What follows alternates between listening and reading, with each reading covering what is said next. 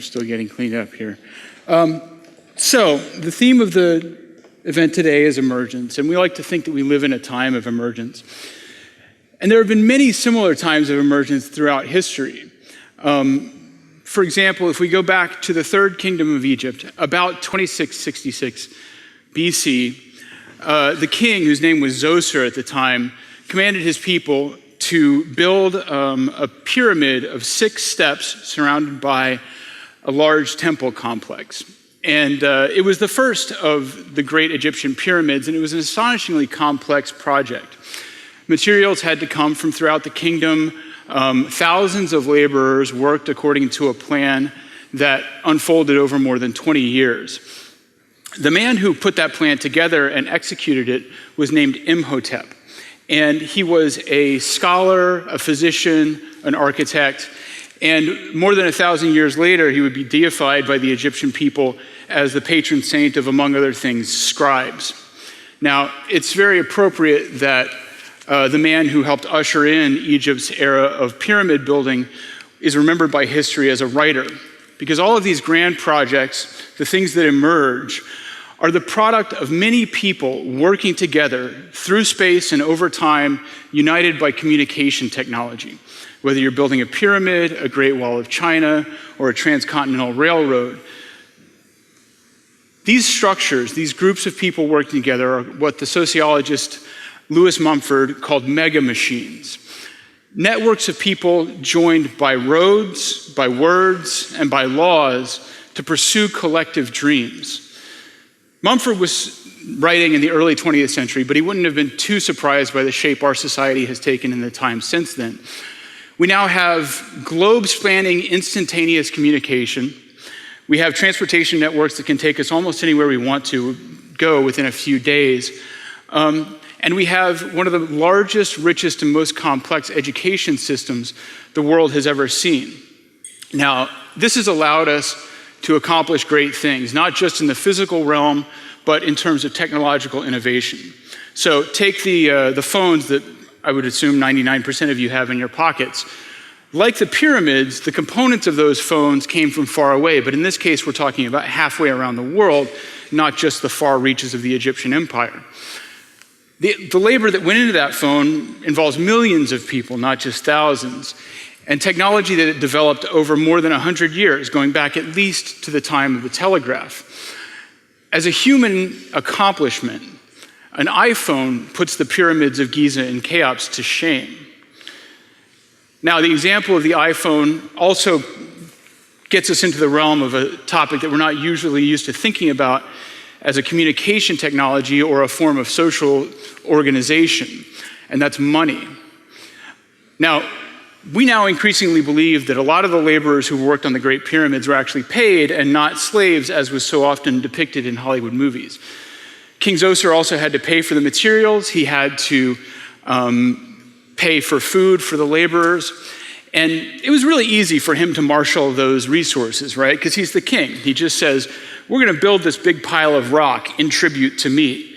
And it happens. For us to accomplish big things is a little bit more complicated, but also a little bit more efficient. We make individual choices about our spending, our investments, our donations, our taxes, and that money goes to the various things that we believe that we need or we want to see happen. And that has allowed us to do some amazing things. But I'm here, and by the way, I snuck these on stage. So I made it this far pretty okay, but I'm going to cheat now. We have a money system that's more efficient and more effective than many points in history, if not any points in history, and it's allowed us to accomplish all these great things. And we may not necessarily wish that that was the case. I can talk to you for hours about income inequality as long as you can afford my fee. But we don't have to agree that reality is fair to agree that it is reality. That's why I'm here today to talk to you about something called a blockchain that is emerging and that will do for our money system what the internet did for information and what the internal combustion engine did for transportation, by making it more swift, cheap, widespread, granular, and did I already say fast? Yes. The blockchain is something you may already be familiar with from the example, the cryptocurrency Bitcoin that everybody was talking about, especially a couple of years ago.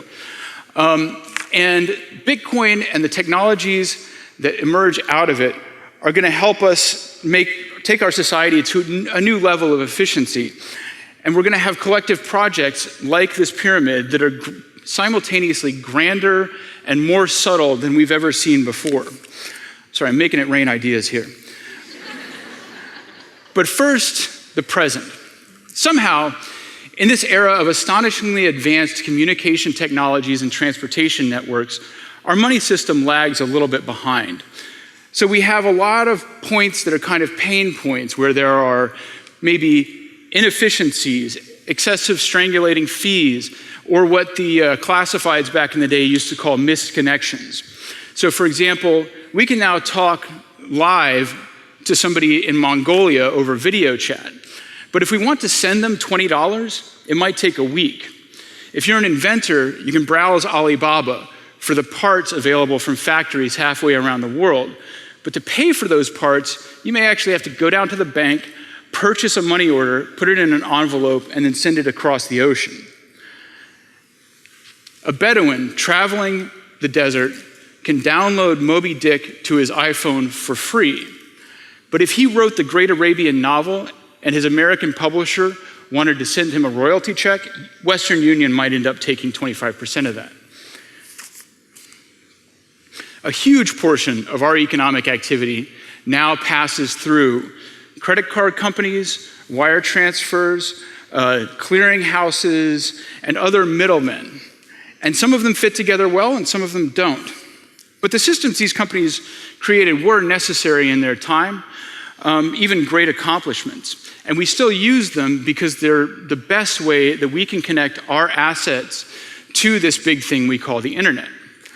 But imagine, having gone through all those examples of some problems our system has, if our ledgers, if our assets and debts were connected more directly to the internet. If we could instantaneously send money digitally to one another from any point we now access the internet to any point we now access the internet. It could help donations flow freely to disaster zones. It could prevent currency manipulations by corrupt governments. It could have all kinds of effects, including maybe even making it easier to buy a Coke with your phone.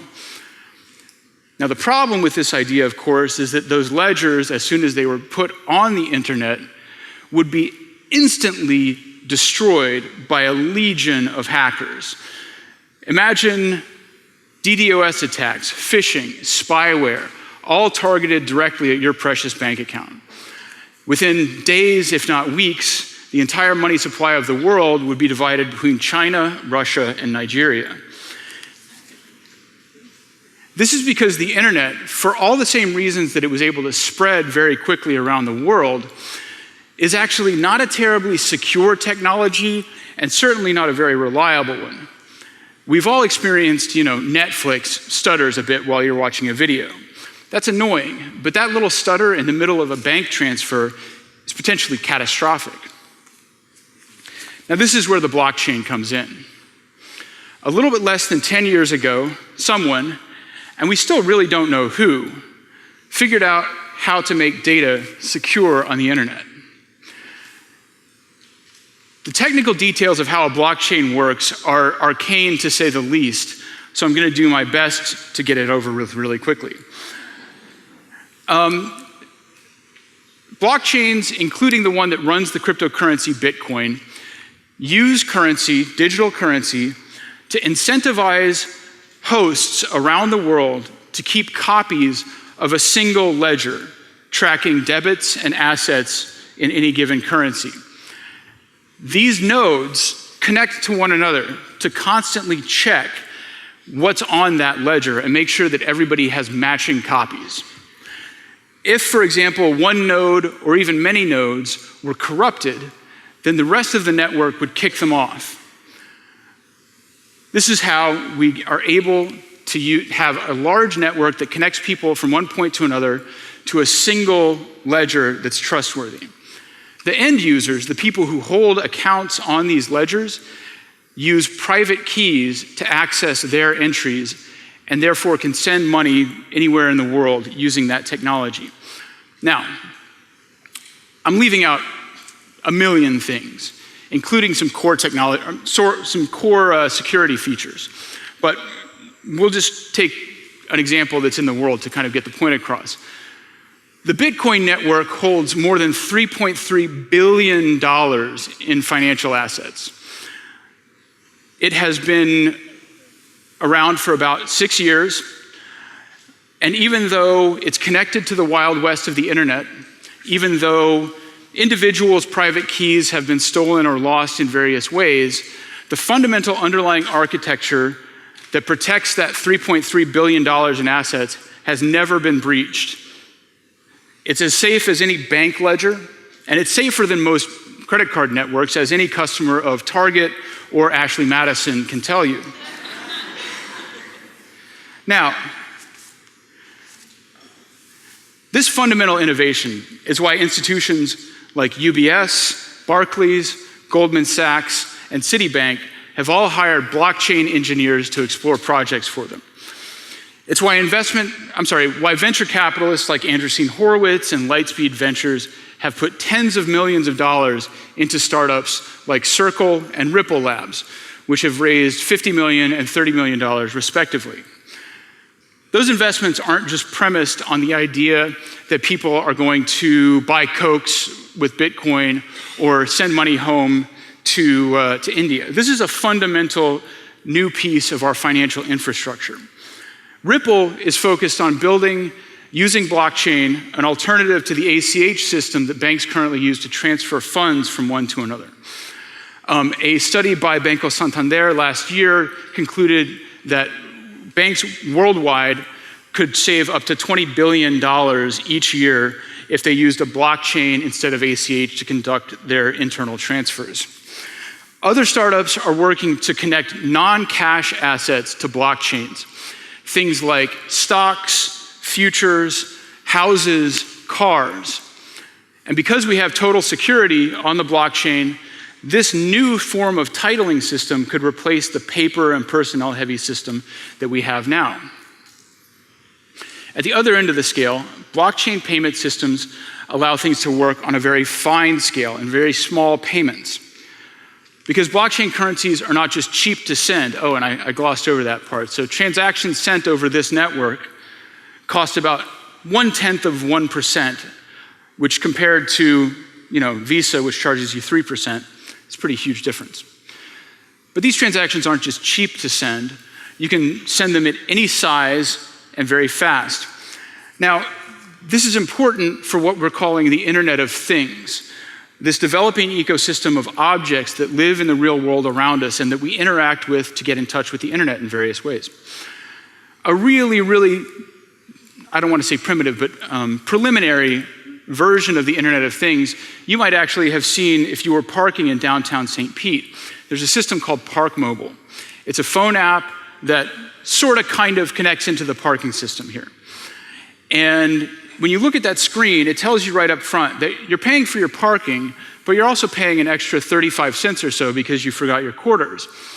Now that 35 cents doesn't go to the people who run the Park Mobile app. Almost all of it goes to payment processors, credit card companies. And I'm just guessing here, but I would guess that if St. Pete used a blockchain currency-based parking payment system, we collectively would save, maybe 10 grand a year, something like that. And even that barely scratches the surface, because blockchain asset ledgers can also be automated in various ways, leading to what are called smart contracts. Now, to understand smart contracts, we can start with a human innovation at least on par with the pyramids and the iPhone. This is a vending machine. And this is a beer vending machine, one of the highest evolutions of the form. A vending machine is kind of like a contract or a financial algorithm. You put money in one end, and hopefully you get a single outcome at the other end. Now, a vending machine, it doesn't rely on any humans to maintain it on a day-to-day basis, and as long as there are no mechanical problems, a vending machine is pretty trustworthy. We actually have in our everyday lives things that we kind of wish worked a little bit more like vending machines, and we call them contracts. You lay out all of these parts because you want to put in one input on one end and get a predictable result on the other end. Unfortunately, because humans are involved at so many stages of the execution of a contract, we actually have to get these people called lawyers who come in and make sure everybody is fulfilling their terms. It often involves a lot of fighting. One of the best examples is a will. I have a friend who, his father passed away a couple of years ago, and he inherited a small amount of property, and he has been navigating a labyrinth of bankers and lawyers just trying to get access to this thing that is legally his due. That's money that could be in the economy, being productive, but it's tied up in red tape. But what if the property in question were entered into a distributed blockchain ledger, and a will was not a paper document, but a distributed program that automatically transferred that property to the right person's ledger when it learned that the original owner had passed away? Oh, and by the way, because all of the programs that live on this blockchain are as secure as the ledgers that live there, your crazy Aunt Sally can't come in and mess around with the will, even if she's the world's greatest hacker. So, cryptocurrency, backed by blockchain networks and managed using smart contracts that are also distributed, creates a lot of large and small efficiencies. But come with me, if you will, one step further, to the realm where things get really weird. Because once money is this fast, granular, and flexible, it can be connected to the economy in all sorts of interesting ways and managed by robots. Now, this is the best open source image of a money robot that I could find, but artificial intelligence is gifted with the agility of the blockchain asset network could set real-time prices on things that we need to know about in real time, especially as population increases. So perhaps the price of data on a fiber network, the price of electricity, the price of capacity on a highway, or urban surge pricing for traffic. We actually already have a kind of limited example of what this looks like. Some of you may know that about 84% of all of the stock trades that take place on the New York Stock Exchange are actually conducted by computers that are processing inputs and making decisions about which direction stocks should swing. They're on a very limited scale and on one single system. You take that kind of logic and expand it out to the world, and you've got something that not only reduces certain frustrations in our everyday lives, but actually makes our entire economy more efficient by setting prices more quickly and more effectively. Now, as long as we're over the line into weirdness, let's take it one step further. We're only a few years away from self-driving cars, and Uber has actually, among other people, invested heavily in this technology. That means that within, I would say within everybody's lifetime who is in this room, we're gonna have something like the Johnny Cab from Total Recall. Everybody like Total Recall? Great movie. I love the scene with the nose and anyway. So, we're gonna have automatic taxis running around. But if we take those taxis and join them with a few other intelligent systems and host certain parts of their systems on a blockchain that's linked to cryptocurrency like Bitcoin, we can do some pretty crazy things. So, you could pay the taxi from your phone or wherever with your cryptocurrency. Then the taxi goes around the corner, buys gas, and orders its own maintenance using the same currency. Over time, as it accumulates profits, this cab might be smart enough to say, go out and buy a second copy of itself and continue operating two around the city, and eventually build maybe an entire network of cabs, its own service stations, anything. Because of the financial flexibility that these tools give to artificial intelligences, we create these things potentially called distributed autonomous corporations. They're set up by groups of investors who design the business logic that's going to dictate how they behave and insert an original pool of capital. They are in turn given digital tokens that amount to shares in the corporation. This structure is going to be as much of an innovation as the limited liability corporation was in its time. What it allows is for anybody, anywhere in the world, to provide capital support for any project anywhere else. Now, a lot of this is theoretically possible using the financial technology that we're operating with right now. But it's in much the same way that it's possible to build a supercomputer using vacuum tubes. So let's bring us back to the very near future. We've talked about flexibility, granularity, and speed. But let's talk about reach. I hinted at this a little bit earlier, but these corporations and all of the other transactions that we're talking about, they can go as far as the internet itself. This system can make stable currencies, loans, relief funds, and investments available in regions of the world that are not currently very well connected to global finance. What many people in developing economies lack is not resources, it's not discipline, it's not motivation, it's capital. There are all kinds of sources of wealth and human well-being that are untapped across the world. Rich fields that go unplowed for the lack of an ox, wells that go untapped for lack of a shovel. When we have instantaneous access, we can do something about that, because even some of the poorest people in the world right now have access to the internet, mostly through cell phones. They're even ahead of us in some ways, using digital currencies that are resident on those phones, like Kenya's M-Pesa system. We connect those currencies to global capital, and we can really start putting some of these currently underutilized resources to work. It could trigger a global jump to light speed. And once those resources are harnessed to the mega machine that is our society as a whole, we're going to be able to do a lot better than King Zoser. We might end up building pyramids of our own, but maybe they're going to be on Mars. So that's it. Thanks.